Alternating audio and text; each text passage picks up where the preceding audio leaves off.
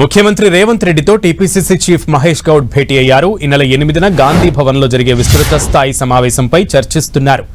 DCC కార్యవర్గ కూర్పుతో పాటు వచ్చే మున్సిపల్ ఎన్నికల్లో అవలంబించే వ్యూహంపై CM Revanth Reddy, TPCC chief Mahesh Kumar Goud discuss చేస్తున్నారు. ఉపాధి హామీ పథకం పేరు మార్పునకు సంబంధించి నిరసన కార్యక్రమాలపై కీలకంగా చర్చిస్తున్నారు.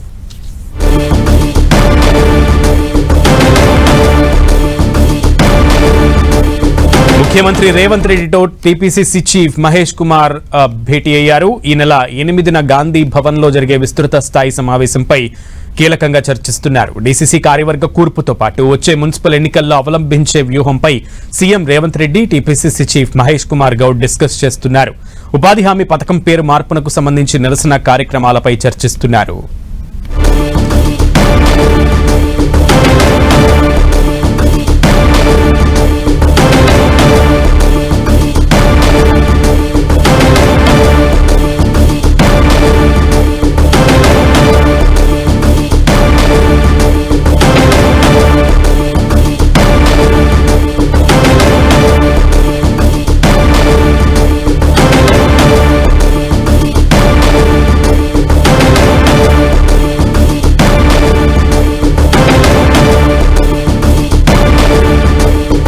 ముఖ్యమంత్రి రేవంత్ రెడ్డితో టీపీసీసీ చీఫ్ మహేష్ కుమార్ గౌడ్ భేటీ కొనసాగుతోంది.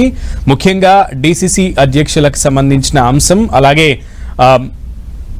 నరేగా పేరు మార్పుకు సంబంధించి, నరేగా నిధుల పేరు మార్పుకు సంబంధించి కాంగ్రెస్ పార్టీ ముందు నుంచి కూడా నిరసనలు చేస్తోంది. ఈ క్రమంలో తెలంగాణలో చేయాల్సినటువంటి నిరసనలు, ఎగరవేయాల్సినటువంటి నిరసన బావుట కార్యక్రమాలకు సంబంధించి ముఖ్యంగా చర్చిస్తున్నట్లుగా తెలుస్తోంది. ఉపాధి హామీ పథకం పేరు మార్పునకు సంబంధించి నిరసన కార్యక్రమాలు ఏ రకంగా చేయాలి అనే దానిపై కీలకమైనటువంటి చర్చ నడుస్తోంది.